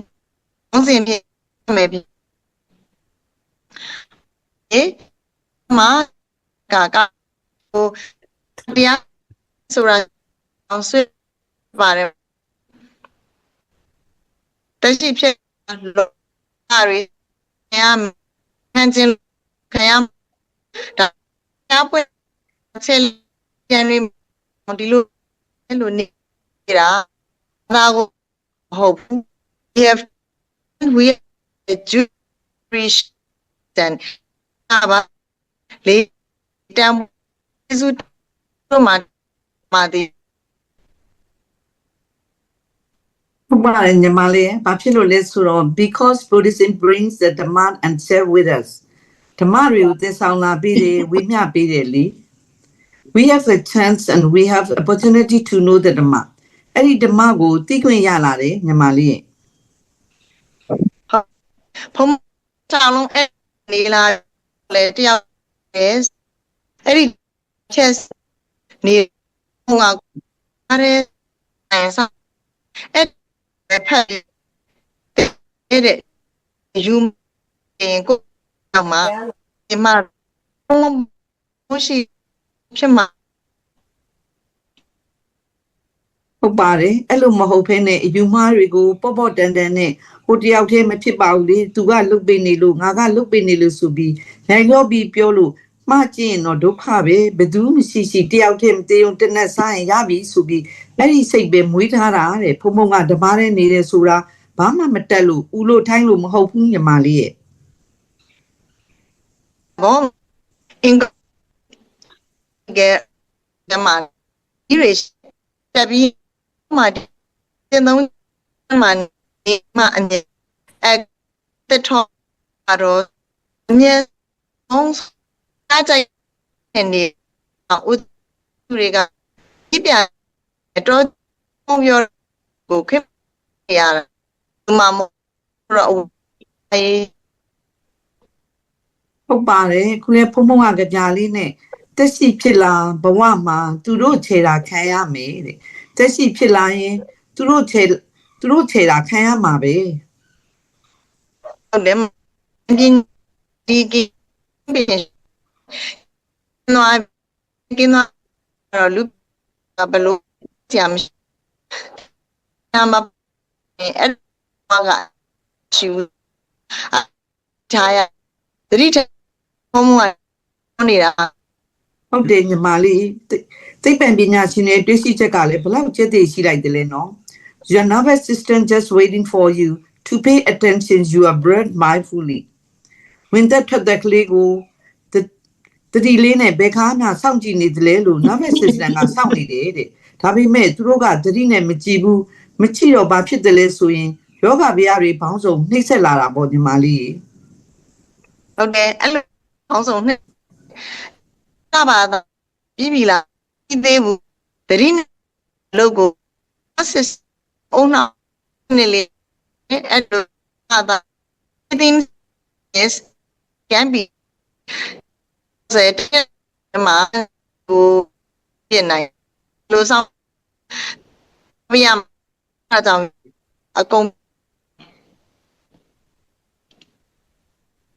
ဟုတ်တယ်ဒါကြောင့်လို့ဖုံဖုံကသတိထားပြီးစောင့်ကြည့်ခိုင်းတာပေါ့တိရစ္ဆာန်တွေကြတော့တိရစ္ဆာန်တို့ဝယ်ညံမဲ့တယ်သူတို့ခြေလာခံရတယ်တဲ့တိရစ္ဆာန်တွေကြတော့ညံမဲ့သွားပြီသူတို့က extended မရှိဘူးသူတို့မှာ 40% smart box မရှိဘူးမရှိတဲ့အခါကျတော့ထပ်ပြီးချက်တွင်စဉ်းစားနိုင်တဲ့ဉာဏ်ရည်သွေးမရှိတဲ့အခါကိလေသာတွေခြေလေသမျှသူတို့ခံလိုက်ရတာပဲပေါ့ညီမလေး ဟုတ်တယ်နောက်ဒီကညာနေလူစစ်ရီထိုင်နေဖက်ဆိုတော့ညာမဲတတိတနာတွေမဲအတန်ကိုတတိနာမစားအမာရီတွဲထားရေ ဟုတ်ပါတယ်သမာဓိနဲ့ပညာတွဲပြီးအလုပ်လုပ်နေမဟုတ်တာတွေလည်းမပြောဖြစ်တော့ဘူးသီလကလုံသွားပြီမဟုတ်တာတွေးလို့လည်းမရတော့ဘူးမဟုတ်တာလည်းလုပ်လို့မရတော့ဘူးသီလကလုံသွားတာပေါ့သတိဉာဏ်နဲ့တွဲ၍စောင့်ရှုနေခြင်းဟာသီလမဲ့ခင်အလိုလိုလုံသွားတယ်လေ ကိုဒီလုံးလုံးမဲ့ခင်တို့ကိုကမဲ့ရဲညာမဲ့အားညာတော့ခုကိုမဲ့ခင်များခုတီလာကောဒီပဲထဲတာတမမပြထွက်တတိအာယုစိတ်အတွေး ဟုတ်တယ်အဲ့တော့မနောတုစရိုက်ကလုံသွားပြီလေမနောကံသီလလုံသွားပြီနာရွယ်အတွင်းမှာပါဇက်ကလည်းမဟုတ်တာတွေပြောလို့မရတော့ဘူးအမြင့်ကိုဖြတ်ထားတာပေါ့ဝစီတုစရိုက်ကလည်းလုံသွားပြီဝစီကံသီလလုံသွားတာပေါ့ခန္ဓာကိုယ်ကလည်းမဟုတ်တာတွေထက်လို့ထလို့မရတော့ဘာဖြစ်လဲဆိုတော့ကာယကံသီလလုံသွားတယ်သီလဆိုတာကကာယကံဝစီကံမနောကံသုံးမျိုးနဲ့ဖြစ်စည်းနေပြီးသီလတွေကိုချိုးဖောက်နေတာသမာဓိနဲ့ပညာကိုလုံနေရင်သီလကအော်တိုပါလာတယ်ဒါကြောင့်အော်တိုပြည့်တယ်လို့ခေါ်တယ်ညီမလေး ဟုတ်ကဲ့လူတတိအနဲ့ကဒါဘူးလားဟုတ်ဘူးလားဟုတ်ရင်လားရမယ် ဟုတ်ပါတယ်ထို့သောမဖယ်လူဖြစ်ရဲ့စိုးပွဲအတိဖြစ်လိမ့်မည်သတိဉာဏ်နဲ့သာမဖယ်ရှားနိုင်ဘူးဆိုရင်လူဖြစ်ပေမဲ့လည်းရှုံးပြီလုံးဝရှုံးသွားတာပေါ့ညီမလေး အဲ့ဒါကြောင့်အမြတရားခံအကိုနာမလက်လက်အဓမ္မဣနာဝမေဒဝိညာဓမ္မတရားဖြစ်တဲ့မေဓမ္မစာအပြည့်ညုပညာအကဲလက်ခံစူးစမ်းအခါစဉ်စီပါအဲ့ဒီဆိုပဲဒီနဲ့ကိုရာမင်းခံပြီးလာမဆွာကြတို့လည်းသူနဲ့ပါရအမန်တကယ်ဖုံးအနေဒီပြီးလေမို့ခိုးကျေးဇူးထူးမြင့်တင်ရှိပါတယ်ဖုန်းဖေရဘုံစိတ်ချမ်းသာကိုချမ်းသာစွာဖြင့်တရားကြောရှိနေပြည်တွင်းပြည်ပနှစ်ခါနောက်လိုနိုင်ဆက်လက်သာသနာပြုနိုင်မှာဆိုပါဗျာသာဓုသာဓုသာဓု နောက်တစ်တွဲကမလုံးမနှန်းခမ်းမွန်နဲ့တပည့်တော်တို့အပိုင်းကိုပူဇော်ပါမယ်ဗျာ နားထောင်တယ်ပဲအဲ့တေချာမကြားရင်ဘယ်နာနေငါဘယ်လိုထပ်ပြီးမှတ်ချက်ပေးရမှမသိတော့ဒုက္ခကြီးသူကငါမြင်တော့မတ်တီလေဗင်ညိုချီအဲ့လိုလုပ်တယ်လေဗင်ညိုချီဘုနာငါပတာစုသူကစာမတာ မန်းစားပြီးတော့မတိဆက်နေရ စာမယ် မလုံးကြီး ဟဲ့ ဟုတ် စ စား င် လိုက် ကြီးပါဆိုရင်ဟုတ် ပုံနေတကွာ OGM မိသားစုဝင် OGM မိသားစုဝင်များ The Wives of the Page မှာဓမ္မစုများအားလုံး မင်္ဂလာပါရှင် မင်္ဂလာပါရှင် Day 13 BAP2N အာဒီဝနပစ္စည်းရောမှာအပိုင်းကိုမနှန်းခမ်းမောမလုံးနဲ့တပည့်တော်တို့ကအတူဝင်ရောက်ဆွေးနွေးသွားမှာဖြစ်ပါတယ်ဗျာ ဗုဒ္ဓဘုရားကကာလာမလူမျိုးခေါင်းဆောင်နဲ့နောက်လိုက်တွေကိုဘာသာကိုယ်ွယ်နီးမူဆယ်ချက်ကိုပထမဆုံးတင်ပြပေးပါတယ်ဒုတိယနေ့ဒေသူပို့ချတဲ့အပိုင်းကိုထပ်မလို့ဆွေးနွေးရမှာဖြစ်ပါတယ်ကာလာမသုတ်တန်ကိုဘယ်အချိန်ကနေစပြီးတော့ကြားဖူးကြတာလဲဟင် SS ပြီးခါစား TV သတင်းအပြီးမှစာကြားဖူးတာမခံဘူးရဲ့ဇာလန်းကြည့်ချင်လို့စွန့်နေရင်ဒီတရားအရင်နာရတယ်ဇာလန်းကလည်းနေတိုင်းကြည်တော့ဒါလည်းနေတိုင်းကြားရတာပေါ့မခံရဲ့ဗုဒ္ဓဖရာကကာလာမတွေကိုဟောတဲ့ Day 2 lecture မှာဖုံတင်ပြမှာကြားဖူးတယ် ဟုတ်တယ်နော်မဆိုးလဲအဲ့ဒီအစကြားဘူးတာပဲသဘောပေါက်တယ်လို့ရှိပေမဲ့စိတ်ဝင်စားခဲ့ဘူးအခုမှပဲအသေးသေးအနှစ်သာရကိုတေချာသိပါတော့လေလောဘဒေါသပြောနေကြမှုပြောတာပါပဲတိလားဆိုတော့တိတယ်တကယ်တိလားဆိုတော့တကယ်မသိဘူးဒီလိုဖြစ်နေတယ်ဒီကာလမတုတ်ကလောဘဒေါသမောဟအကြောင်းမြစ်ဖြားခံရတုတ်တံမှာ ဟုတ်တယ်နော်ထပ်မလို့အပိုင်းကကုသိုလ်အကြောင်းတရား၃ပါးဖြစ်တဲ့လောဘဒေါသမောဟကိုလက်တွေ့သင်ပြတဲ့အပိုင်းမှာပါဠိတော်ကိုအရင်ပူဇော်လိုက်ပါမယ်နော်တံကိမညထကာလာမလောဘောပုရိတတဣစတံဥပ္ပစ္စမနောဥပ္ပစ္စတိတိဟိုင်ဟိတာယဝါအဟိတာယဝါတိကာလမတို့ပုဂ္ဂိုလ်တ attva ဤတဏ္ဍမှာလောဘဖြစ်ပြီဆိုလို့ရှိရင်လေအကျိုးရှိလားအကျိုးမဲ့လားလို့ဗုဒ္ဓကမေးတော့အဟိတာယဗန္တိအကျိုးမရှိပါဘူးဖေလို့ကာလမတွေကပြန်ဖြေကြပါတယ်တဲ့မလုံးရေ ဟုတ်ကျွန်မကတော့ဒုတိယအပိုက်ကိုပူဇော်ပါမယ်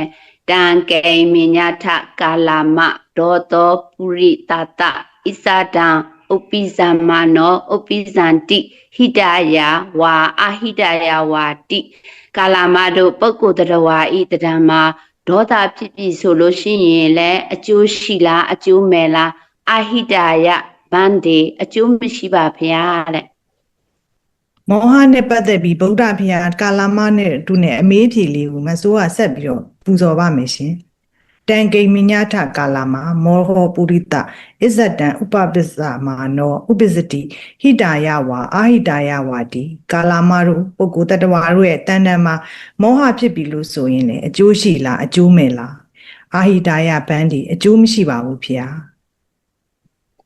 ဗုဒ္ဓနှုတ်တော်ထွက်ပါဠိတော်တွေကိုပူဇော်ရတာတို့၃ယောက်စလုံးကနှစ်သက်ကြရနော်ဒါပေမဲ့နောက်တစ်ပိုက်ကိုအချိန်ငယ်ကွယ်ပြီးတစ်ခုတည်းကိုပဲခမွန်ပူဇော်လိုက်မယ်နော်လှုပ်တော်ပနာယံကာလမှာပုရိတပုဂ္ဂလောလောဘိနအဘိပူတော်ပရိယာဒိဏစိန်တော်ပါဏံပိဟနတိအဒိဏံပိအာဒိယတိပရဒါရံပိကိစ္စတိမုတာပိဘနတိပရံပိတထတာယသမာဒပေတိ အတိတ်ဘယ်ကကာလာမတို့လောဘလွှမ်းမိုးခံရရင်လောဘကြီးကကိုယ်တကူလုံးကိုတိမ်ကျုံယူသွားခံရတဲ့ပုဂ္ဂိုလ်တော်သည်တတ္တဝါတို့ရဲ့အသက်ကိုလည်းတတ်နိုင်တယ်ပိုင်ရှင်မပေးတဲ့အရာကိုလည်းယူတယ်သူများသားမယားကိုလည်းမာယွန်းစွာကျင့်တယ်မူသားစကားကိုလည်းပြောတယ်မူရည်စေတတ်တဲ့အရေးသေးစားကိုလည်းတော့စားတယ်ဒါတွေကိုကိုယ်တိုင်လည်းလုပ်တယ်သူများကိုလည်းဒီလိုလုပ်ဖို့တိတ်တွန်းတယ်လည်းနော် ဘုရားကဆက်မိတယ်ယန္တဟောတိဒီကရတံအာဟိတာယဒုက္ခယာတိတဲ့ဒီလိုလုပ်ပြီးဆိုတော့ဒီကောင်ကချမ်းသာပဲဖြစ်မလားဆင်းရဲပဲဖြစ်မလားတဲ့အာဟိတာယအကျိုးမဲ့မှာဒုက္ခယဆင်းရဲမှာပါလို့ဆက်ဟောထားပါတယ်ကာလမတွေကအောက်ဧဝံဗန္ဒီမှန်မှရှင်ဖျားပြန်လျှောက်ပါတယ် ဒေါသပဲဖြစ်ဖြစ်မောဟပဲဖြစ်ဖြစ်အကျိုးမဲ့ပြီးဆင်းရဲဖြစ်ကြမှာတူတူပါပဲခမွန်တို့ဗုဒ္ဓက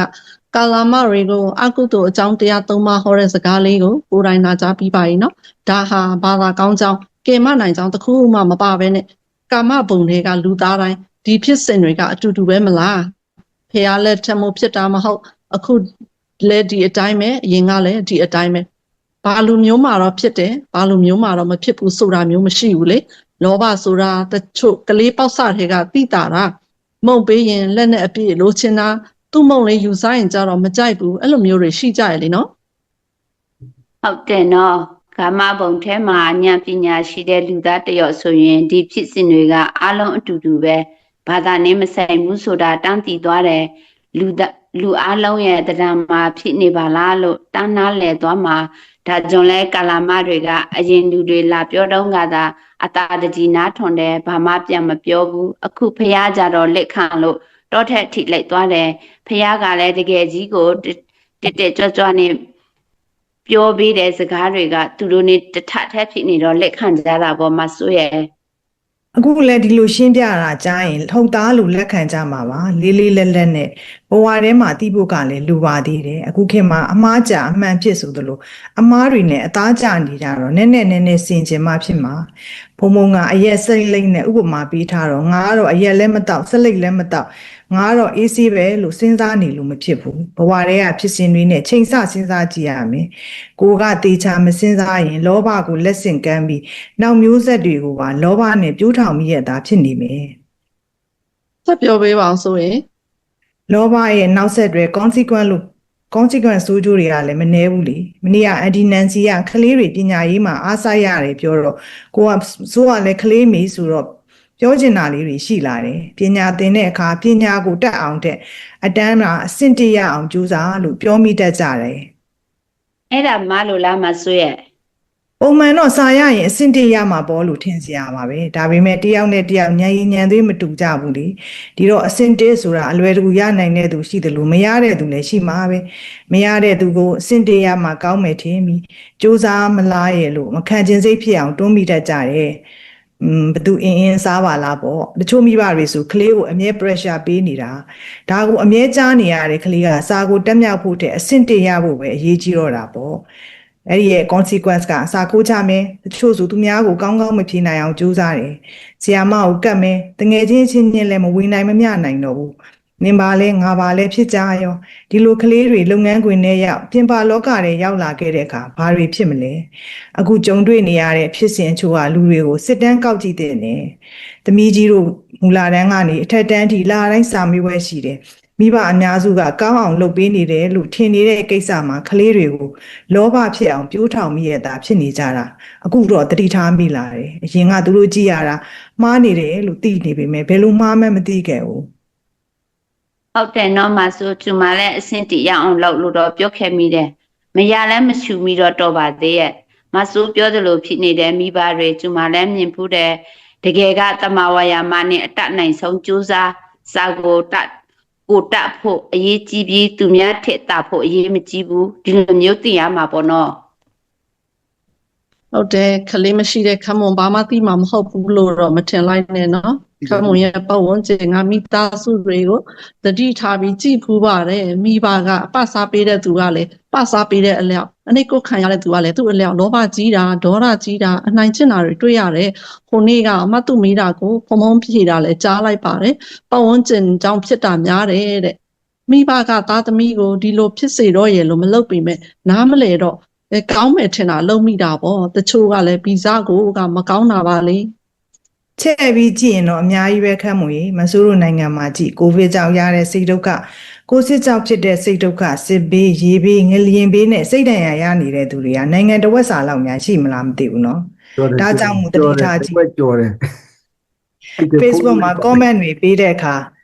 အတွင်းစိတ်ကိုမထိန်နိုင်မဲ့ရန်လိုမုန်းထားရေးကြတယ်စာနဲ့ရေးတာတော်သေးတယ်ဟိုတလောကဆယ်ကျော်သက်ကလေးတွေလူသက်ကြပါရောလားမကြောက်ဝမနာစရာရေးရဆက်ဆက်နဲ့ရန်ဖြစ်ရင်ဒေါသထွက်လို့မဟုတ်ဘူးနော်ကြိုတင်ကြံစီထားတာလောဘဒေါသမောဟကဒုစရိုက်အဆင့်ကိုရောက်နေကြတယ်ဟုတ်တယ်ဒါတော့စစ်တွဲဆိုးကျိုးလို့ပြောရမှာနော်လောဘဒေါသမောဟကြောက်စရာကောင်းတယ် မြန်မာလူတွေကမြန်မာပြည်ကြီးကတကယ်ကိုဒုက္ခရောက်နေတယ်နော် တကဘာလုံးဖြစ်တာပါမလုံးရဲ့ကဘာသတင်းတွေမှာလည်းကြောက်စရာကြီးပါပဲဟိုတလောက American Brown University မှာတနတ်နဲ့ဝင်ပစ်သွားပါရောလား Australia ကန်ချီမှာလည်းအကြောင်းမဲ့တနတ်နဲ့ဝင်ပစ်တာလည်းဖတ်လိုက်ရတယ်စိုးနေတဲ့မလေးရှားကအကြောင်းမှာကျောင်းသားကအကြောင်းသူလေးကိုဓာတ်နဲ့14ချက်ထိုးတာဖတ်လိုက်ရသေးတယ်အဲ့ဒါတော့မှခမမဖတ်မိတာတွေကရှိအောင်ပါ ဟုတ်တယ်ခမ်းမွေဖုံဖုံက dialogue လုပ်တဲ့အခါမှာကိုယ်တိုင်သဘောပေါက်ပြီးတော့လုံးလို့မိန်ထားတယ်ဒီဟာနဲ့ပဲလောဘကိုသင်ပေးတယ်လို့ဖြစ်နေတာကိုသတိထားမိလို့ပြောရကနေကမ္ဘာအရေးပါရောက်ကုန်ပြီလောဘဒေါသမောဟကဘာသာနဲ့မဆိုင်တဲ့ဖြစ်စဉ်ဆိုတော့နိုင်ငံထဲမှာအနည်းနဲ့အများရှိမှာပါပဲတရားဥပဒေစိုးမိုးပါတယ်ဆိုတဲ့နိုင်ငံတွေပါတော့ consequence အနေနဲ့စိုးကျိုးတွေရနေတာဆိုတာလက်မခံလို့မှမရတာဒီဟာကတကယ်ကြီးဖြစ်စဉ်ကဒီတိုင်းဖြစ်နေတာ ဒါကြောင့်မလို့ဒီလောဘကြီးကိုကင်တွယ်ထိန်းချုပ်နိုင်မှကိုယ်တိုင်ကချမ်းသာတဲ့လူမျိုးဖြစ်မယ်ကိုယ်တိုင်ကပျော်ရွှင်ကျေနပ်တဲ့လူမျိုးဖြစ်မယ်မကင်တွယ်မထိန်းချုပ်နိုင်ရင်သေးရင်တော့ငါတို့ဟာဒုက္ခရောက်စရာတွေအများကြီးပဲတော့မှာဆိုအဲ့ဒါကြောင့်မို့ကင်တွယ်ထိန်းချုပ်မှုကဘယ်လိုလုပ်ရမလဲရှင်းပါတယ် mindful or everything ပေါ့ဘာကိုပဲဖြစ်သမျှကိုတတိထားရမယ်နော် အမှန်ပဲ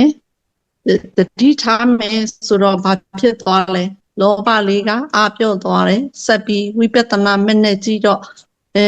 ကြည့်လိုက်တော့ဒီဟာချုပ်သွားတယ်မရှိတော့ဘူးအဲ့ဒါကအပြော့ရုံမကဘူးချုပ်သွားတယ်မရှိတော့ဘူးအနှိမ့်ဆိုင်ရောက်သွားတယ်အနှိမ့်ဆိုင်ရောက်တော့ပေါ်လာတိုင်းထက်ကြည့်အနှိမ့်ဆိုင်ရောက်ပေါ်လာတိုင်းထက်ကြည့်အနှိမ့်ဆိုင်ရောက်ဒါဟာအဲ့ဒီလောဘလေးကိုဘယ်လိုကင်တွယ်ရမလဲဆိုတဲ့နီလမ်းပဲဖြစ်ပါတယ်တရားထိုင်ခြင်းလို့ကဘာကျော်နေတဲ့နီလမ်းပဲဖြစ်ပါတယ်မလုံးရဲ့ တရားထိုင်ခြင်းဒီဘာသာရေးသဘောနဲ့ဘာမှလုပ်เสียမရှိပါဘူးသိပ္ပံဒီကြတယ်လက်တွေ့ကြတယ်ရတဲ့အကျိုးကျေးဇူးကလည်းသိပ္ပံဒီကြတယ်ကြီးပဲဖြစ်တယ်ဒါကြောင့်ဓမ္မကိုသင်ကြားလေ့ကျင့်ခြင်းဒီလုပ်ကိုလုပ်ရမယ်လိုအပ်ချက်ဖြစ်ပါတယ်ဒါကြောင့်လည်းဖုံဖုံသင်ပေးတဲ့သတိပဋ္ဌာန်ကိုမစိုးလီဝါရင်း3လအလုံးနေ့တိုင်းမျှဝေပေးဖြစ်တာ ဒီမှာတော့ပိုင်းနဲ့ပြီးဆိုတော့ခွန်စင်ကိုဘယ်လိုပေးကြမလဲနော် Is there any other technique to handle grief without mindfulness လို့ပြလိုက်မယ်နော် ကောင်းပါတယ်ခမ်းမွန်ရဲ့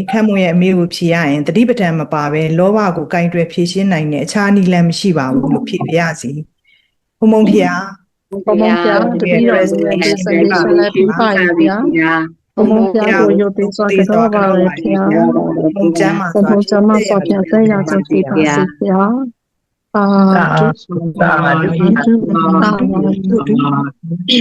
တာတူပါဖျား ဥကြလိုင်းကတော့ တပည့်တော်မခေါ်ပေးရသေးဘူးဒီတော့ကိမင်းနဲ့မမတော်မင်းတွေတော့အပိုင်းဆက်တစ်ကိုပူဇော်ပါမယ်ဗျာ တော်မင်းတွေခေါ်လာမို့တရားဥကြလိုင်းကတော့လို့ခေါ်လာ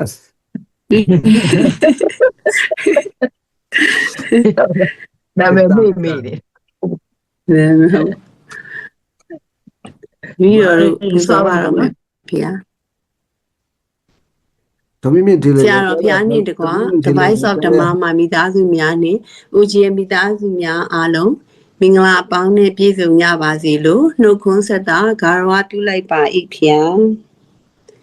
တပည့်တော်တို့ဆရာတော်ဘုရားအား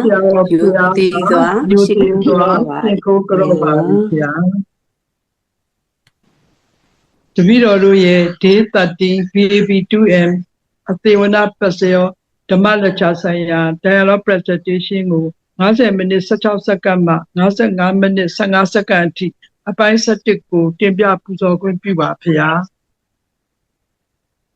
မမရင်ဒီတစ်ပတ်လက်ချာမှာမြတ်စွာဘုရားကကာလာမတို့ဟောညွှန်ပြတဲ့တရားတော်အကြောင်းကိုရင်ခုန်စရာကာလာမတို့အဟုတ်လေးစားစရာဆိုတဲ့ခေါင်းစဉ်အောက်ကနေကြပြလေးရေးဆက်ပြီးတင်ပြပေးသွားပါတယ်ဟိတုပစ္စယောကဟိတ်6ပါးဖြစ်တဲ့လောဘဒေါသမောဟအာလောဘအာဒေါသအာမောဟအကြောင်းတရားများဟာဒီကာလမတုတ်တံမှာစပြီးစနစ်တကျပေါ်ပေါက်လာတဲ့အကြောင်းလူတိုင်းရဲ့စိတ်တဏ္ဍာမှာလောဘဒေါသမောဟတွေပုံနှံနေကြတာဟာဓမ္မသဘောတရားသာဖြစ်လို့ဘာသာတရားနဲ့မဆိုင်ကြောင်းဒီတရားတွေရဲ့နှောင်းမိုးချေလဲခံရရင်လူဖြစ်ရှုံးနေမယ်ဆိုတဲ့အကြောင်းကိုအသေးစိတ်သင်ပြသွားပါတယ်မမကြီးမမရဲ့ညီမရဲ့ဒီအကုသိုလ်တရားချဲလဲတာခံနေရရင်ဉာဏ်ပညာကင်းမဲ့တဲ့အတွက်တိရစ္ဆာန်ကွာခြားကြောင်းဒါကြောင့်ဒီတရားတွေကိုသတိထားရှောင်ရှားပါမှအသိဉာဏ်ပွင့်လင်းလာပြီးလူပိသားမှာဖြစ်တဲ့အကြောင်းကိုလည်း ပြည့်ပြည့်စုံစုံရှင်းပြသွားပါတယ်နော် ဟုတ်ကဲ့ပါမိုင်မြတ်စွာဘုရားကကာလာမတို့ကိုအကုသိုလ်ကြောင့်တရား၃ပါးနဲ့ကုသိုလ်ကြောင့်တရား၃ပါးတို့ကိုလက်တွေ့သင်ပြတဲ့အကြောင်းကိုဘုရားရဲ့နှုတ်တော်အတွက်ပါဠိတွေဝေဝေစာစာနဲ့သင်ပြသွားတာဟာတိတ်ကိုကြည်ညိုစရာကောင်းလာပါတယ်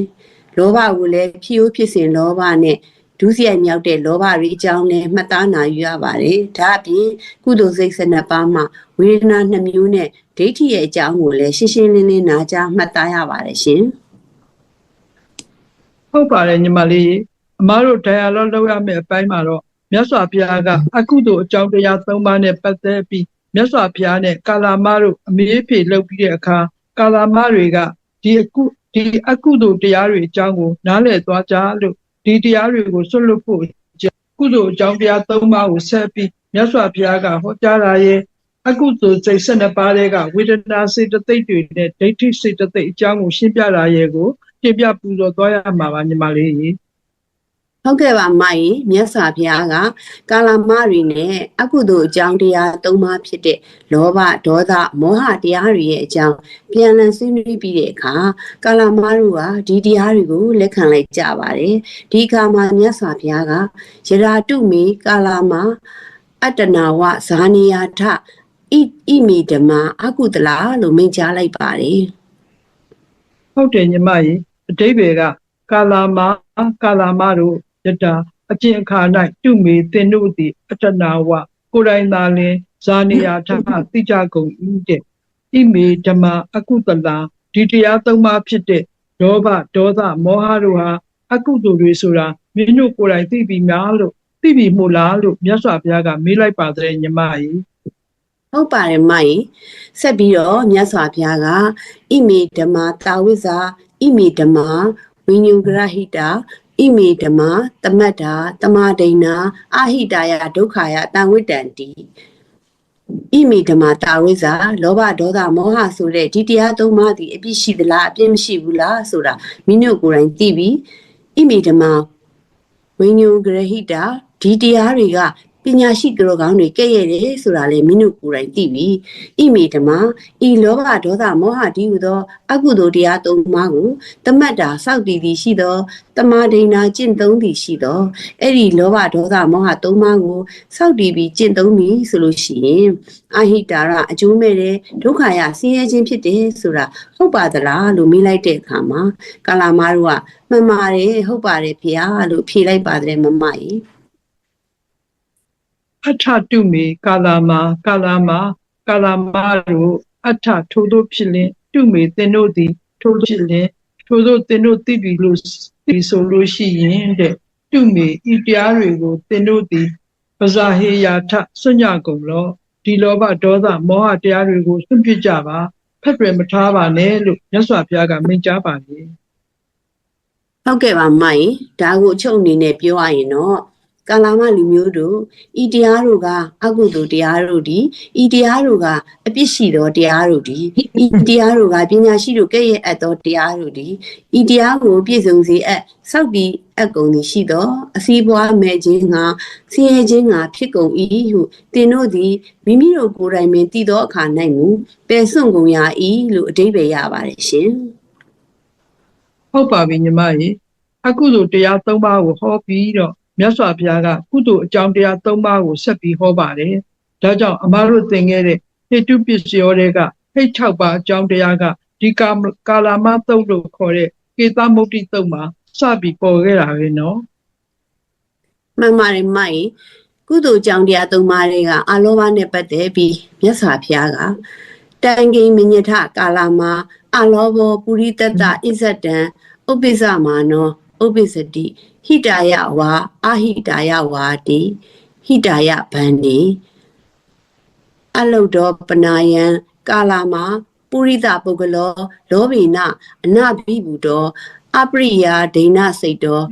နေဝပါဏံဟနတိနအဒိဏံအာဒိယတိနပရဒါယံဂိစတိနမုတာပနတိနပရံပိတထတာယ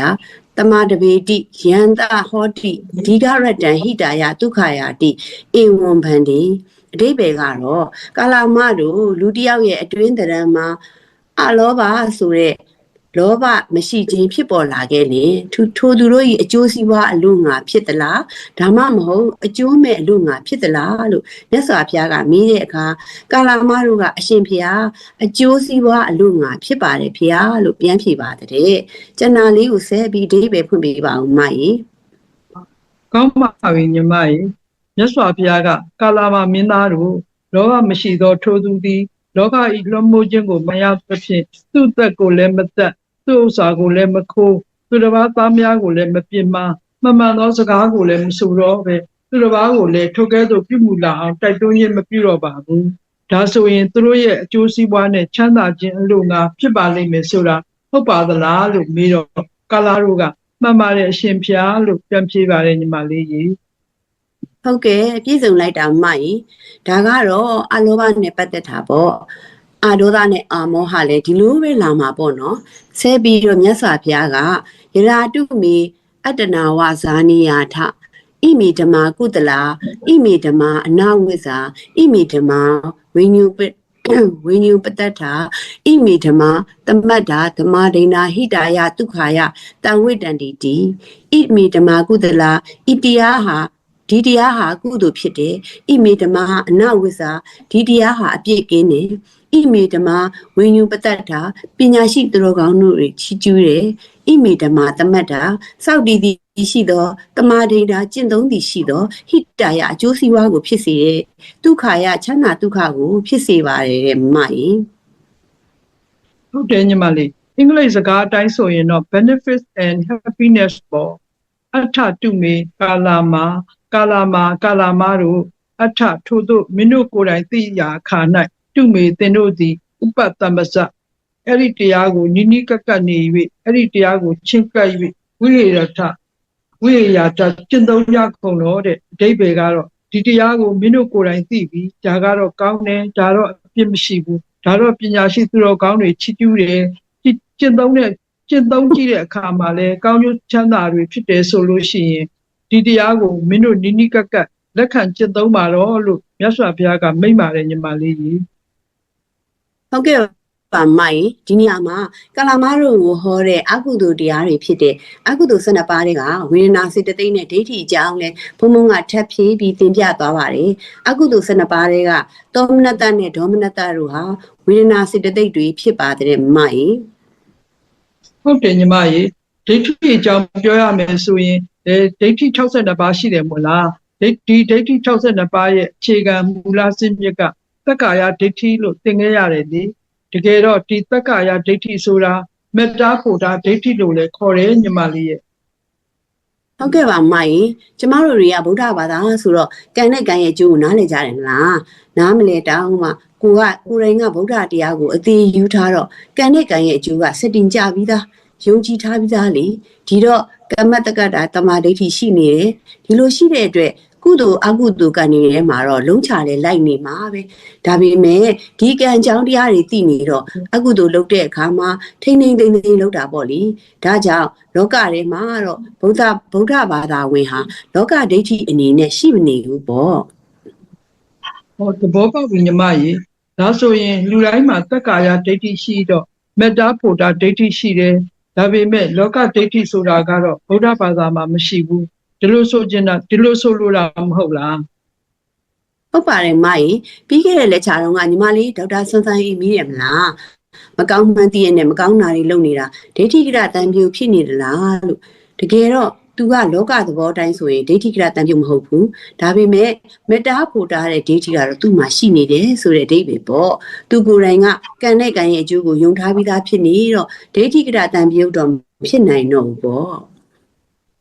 ဟုတ်တယ်ညီမကြီးဒိဋ္ဌိကတသံပြုံးမှာသောမနတ္တ၄ပါတဲ့အတွက်အကုသိုလ်ဖြစ်သွားတာအလားတူဒိဋ္ဌိကတဝိပယုတ်မှာလဲသောမနတ္တပါနေလို့အကုသိုလ်ဖြစ်သွားတာပါညီမကြီးမှန်ပါတယ်မကြီးကျမတို့ဦးချင်းအုပ်စုကတော့ဘုံဘုံရဲ့ကြီးစုကြောင့်ကမ္မတက္ကတာတမာဒိဋ္ဌိလည်းတည်သွားပြီးရှောင်နေသလောက်ရှောင်နိုင်အောင်ကြိုးစားကြမယ်မေတ္တာဖို့တာလည်းမနေပဲရှောင်နိုင်အောင်ကြိုးစားနေကြပြီဆိုတော့လမ်းမှန်ပေါ်ရောက်သွားပြီမို့ဒိဋ္ဌိကတဝိပယုတ်တော့ဖြစ်နေကြပါပြီမကြီးကဲကျမတို့ရဲ့ dialogue presentation လေးလည်းဒီလောက်ဆိုရင်အတော်လေးကိုပြည့်စုံသွားပါပြီရှင်ခေါင်းစဉ်လေးပြီးညီကုန်းချုပ်လိုက်ကြအောင်ပါနော် ခေါင်းစဉ်လေးကိုတော့ကာလာမသုတ်တော်လာအကုသိုလ်နဲ့ကုသိုလ်တရားများအကြောင်းလို့ရိုးရိုးလေးပဲပေးလိုက်ကြပါမယ်ညီမလေးကြီး ကောင်းပါတယ်မရင်ကျမတို့ဆရာတော်ဘုရားကိုကြောလိုက်ကြအောင်ပါရှင်ဆရာတော်ဘုရားတပည့်တော်တို့ရဲ့ dialogue presentation ပူဇော်လို့ပြီးပါပြီဗျာဆရာတော်ဘုရားကျမ်းမာသက်ရှိစိတ်ချမ်းသာစွာကဘာအနံသာသနာဖြစ်နိုင်ပါစေဗျာဒုတာဒုတာဒုတာဒုတာဒု ကဲရှစ်ဆက်မယ်ခဏ ဒုပါခန္ဓာစီစဉ်ရှေ့ရဆရာတော်ဖျားဤဓမ္မလက်ချာအဆုံးတွင်ပို့တာနေကြသောမေတ္တာပို့ဆုတောင်းဖြင့်စီစဉ်ရုပ်သိမ်းခြင်းဖြစ်ပါတယ်ဖျား May this meditation lead us to peace and happiness. May this meditation lead us to peace and happiness. Meditation lead us to happiness. Now the video are in Puri Sechana. Sechana Musido Yapia Sechana. နေ့တိုင်းပထမဆုံးနိုင်မှာတရားသွေးတမ်းခန္ဓာကိုယ်တည်းသို့စီးဆင်းလက်ပတ်စေသောကြောင့်ဓမ္မဝေရကတိဓမ္မစာရင်သောတရားစကားတော်နဲ့ညီတရားတော်ဤဆုံးချုံမှုခံရရှိနိုင်ကြပြီးလက်တဲ့တော်မှာတွေ့ကြုံလာမဲ့အခက်အခဲကြက်တဲ့မှန်သမျှကိုလွယ်ကူသက်သာစွာကြော်လွှမ်းနိုင်ပါစေ။သိမ့်ထီကြီးများပေါက်တယ်လို့ရွှေအိုးကြီးများကောက်ရတယ်လို့စိတ်ချမ်းသာရင်ကိုယ်ကြီးကျမ်းမာရင်ပြည့်စုံကြပြီးလည်းရင်လူရင်ဆန္ဒမှန်သမျှအားလုံးပြည့်စုံကြပါစေ။ ဆရာတော်ဘုရားပေးဆရာပါနေဗျာဘုရားကျမ်းမာတဲ့ရှိစိတ်ချမ်းသာတော်ပါစေဘုံဘုံခင်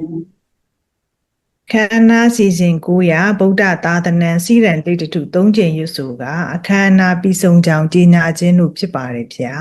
ဗုဒ္ဓသာသနာ ဗုဒ္ဓသာသနာစီရန်တိတ္တုဗုဒ္ဓသာသနာစီရန်တိတ္တုသာသနာစီရန်တိတ္တုသာသ